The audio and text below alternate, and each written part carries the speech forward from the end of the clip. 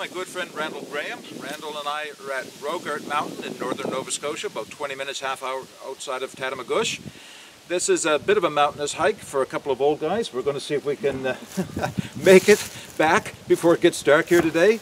It's a cool morning. We're right around 0 degrees, but it is windy but a beautiful day. So Randal and I will be stopping and have some lunch. We'll have a chat. We've got a few things we want to show you. Other than that, we'll just show you the trail, little bits along the way. Sounds good. Right on. Okay. All right. So apparently this one has got more hills and is a tougher hike going that way. Right. And this one's supposed to be flatter if you go to the falls this way, with the falls being the target. All right. All right. But we're going to do. We'll go do that, and then doesn't really matter. when we're tired, we'll be on the easy part. That sounds good to me. Yeah. Yeah. So there's just a quick overview of the Gully Lake trail system, where the wilderness is to the right here, and we're just off to the left. We're going up quite an incline. I don't know what the incline will be. What does it say? Do you know? It doesn't give elevation, but all right. There's a lot of lines. There's a lot of lines. That looks tight. You're right. Crossing a lot of lines. Yeah. Right here, it's going to get steep coming up here to that ridge. And right on, yeah. So just a quick view. We're in a parking lot that's shared with a place that's quite famous around here in Nova Scotia. This is Sugar Moon Farm. It's a maple syruping operation that, of course, it's open all year round because they do have a nice restaurant, actually a very nice restaurant inside. And on the end of it, there's their sugaring operation. And of course, that's come spring, April. March, April is when they start doing the sugaring, and all the hills here is all sugar maple, and they have their lines all set up. So that's if you're ever in Nova Scotia and you're looking for the maple sugar or the maple syrup experience, that's the place to go. So here we are heading down Rogart Mountain Trail. So Randal and I are about 10 or 15 minutes into the hike so far, and that's a bit of what the trail looks like that we're going up. Steady incline, a couple downhills along the way. A little slippery, froze overnight, so everything is a little damp under the leaves. We're not having trouble, but we're being cautious with our footing so we don't go down. But I'm finding a lot of turkey tail, so I just thought I'd share different colors. But this is an example of the turkey tail that's all over the place. So been harvesting a little bit that I'll take home and dry out. So looks like it's going to be a fun day as far as finding things, as well as being out in a new area and out with an old friend. Back on the trail.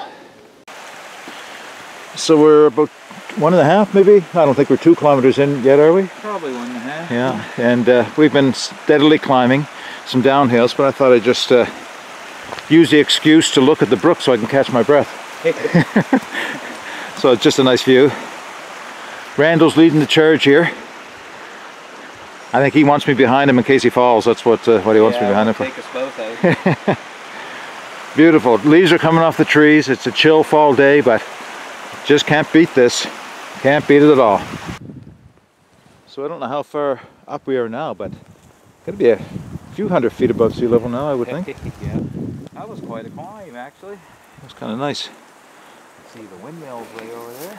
We're in an area trying to get a pan of this.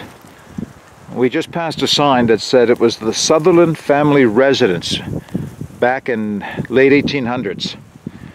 So they would have had quite a view. It does look like it's been harvested. The trees have been harvested here, but you can see there was all opened up at one time for a farm. Nice view. Way over in the distance, I don't know if I can bring that in, is a wind farm.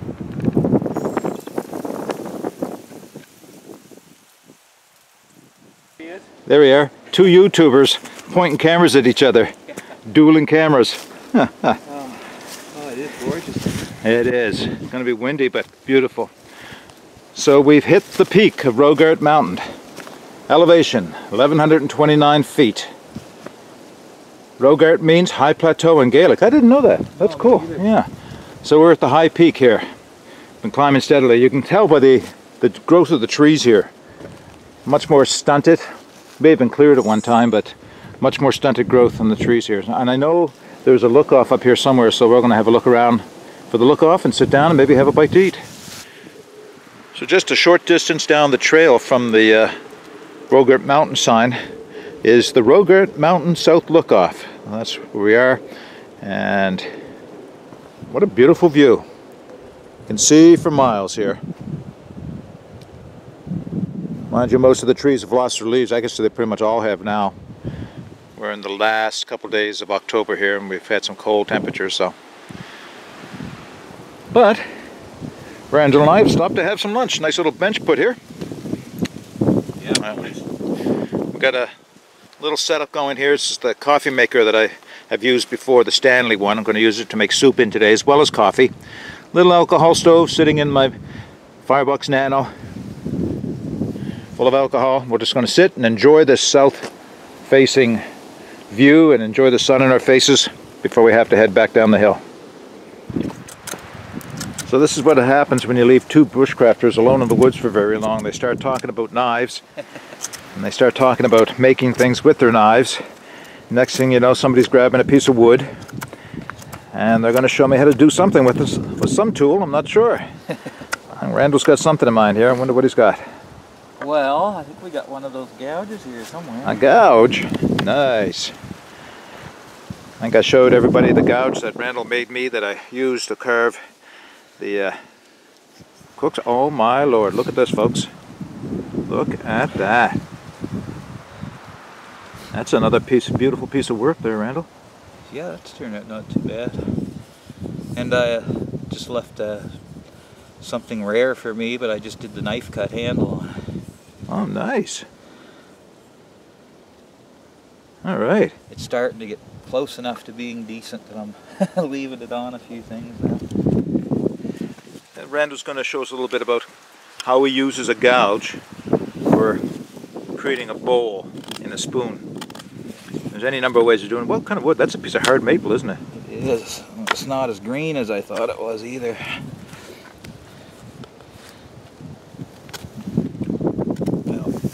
If I'm into a hard piece and it's only taking out little pieces, I'll usually do it like this. Okay. So you can twist it in and just get it started. Right, that little bit of a curving action. Yeah. That's what I found with the one that you made for me as well, is that if I come at it with a little bit of a twist, get more of a bite. Yeah. Well, it's hard to get them started anyway with any kind of gouge, because a gouge won't take a big cut like a knife will. So you got to kind of get the bowl started, and then the cuts get bigger and bigger, and they get more efficient then. Right.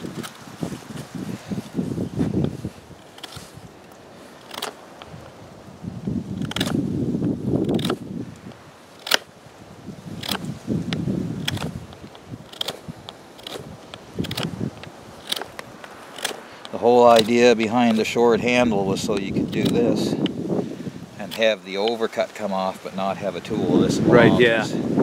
Wave it all around. Yeah. Impeccability.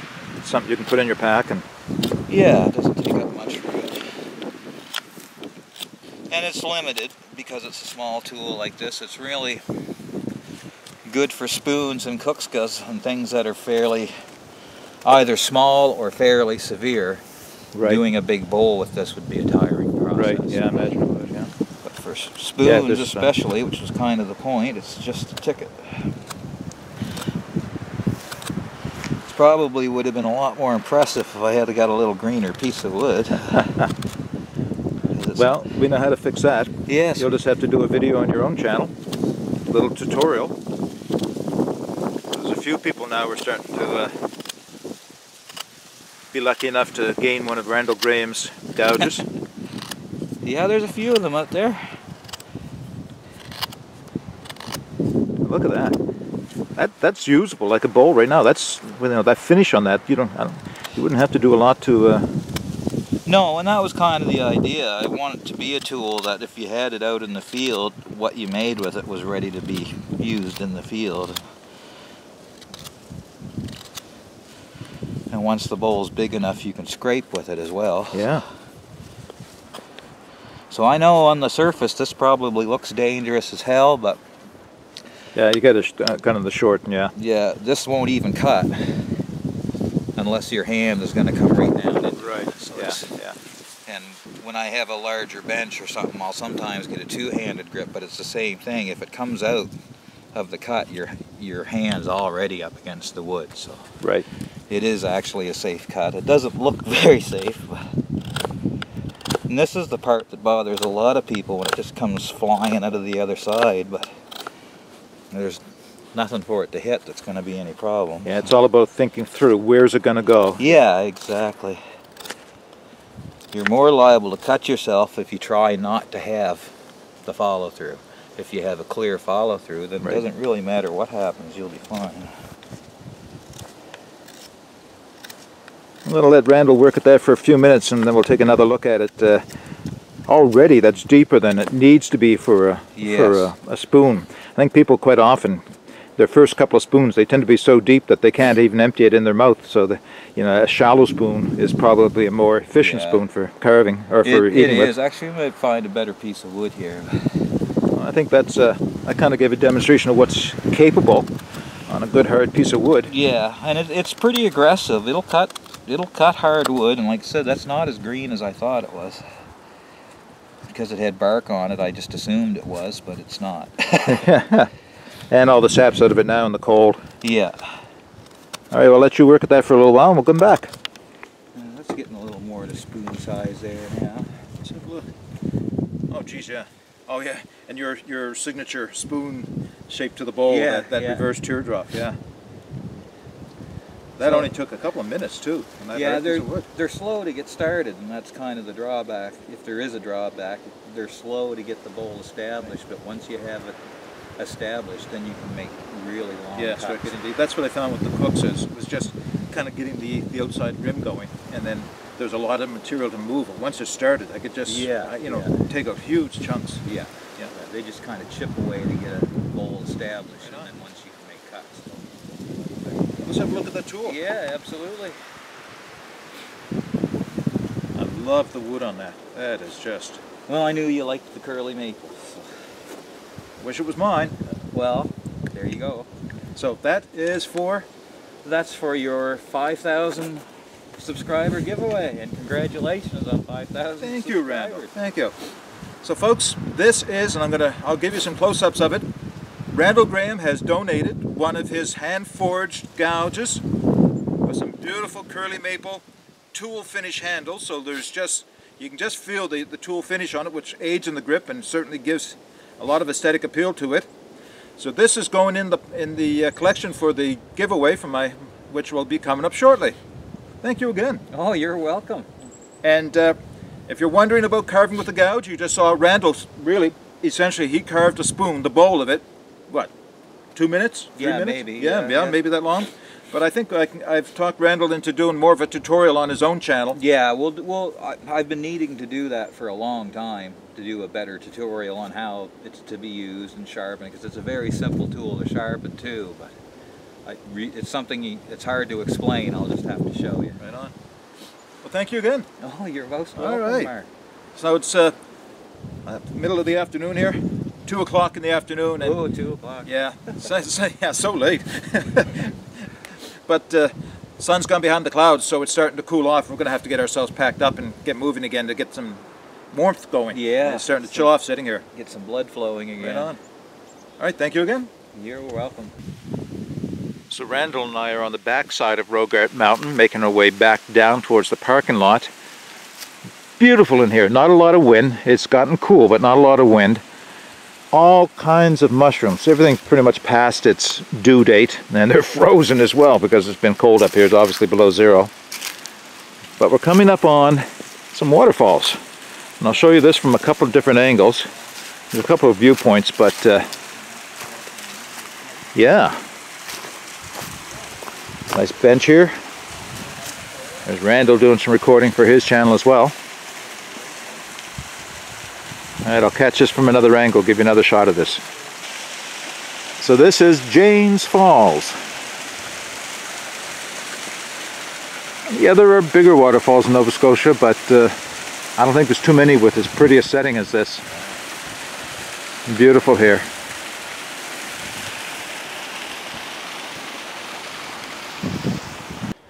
So a little over 200 years ago, if you were building a home in Nova Scotia and you had a Gaelic influence, this is what your foundation would have looked like. Stacked stone, granite. What a lot of work to build a foundation for a home, eh?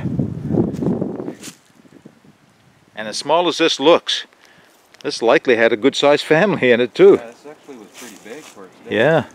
Yeah, it's quite deep, isn't it? Yeah, from here to there. That's, yeah, pretty big for the day. Yep. Shovel and a pickaxe, it's plenty big. Yeah. End of the trail. What do you think, Randall? Good hike? That was an awesome hike. Do that again? I think we will. Yeah, I think so. Right beside the Gully Lake Wilderness area, which is a place that I haven't spent any time in yet, but it's quite well known around these lakes as having a lot of old growth and a lot of history. So I think we should try some trails in there. Yeah, I think that'd be a lot of fun. Maybe an overnighter. That would be good. Yeah. Before the bugs come back out. Yeah. Yeah, beautiful day here. No bugs really made it just perfect. Cool, but not so cold that we, that was uncomfortable. Just cool enough that we weren't building up a sweat, and that made it the perfect. Perfect day. It really was. All right, folks, that's all I have for this video. So do what Randall and I did today. Get out and explore. Take that path less traveled. It'll make all the difference. Bye for now.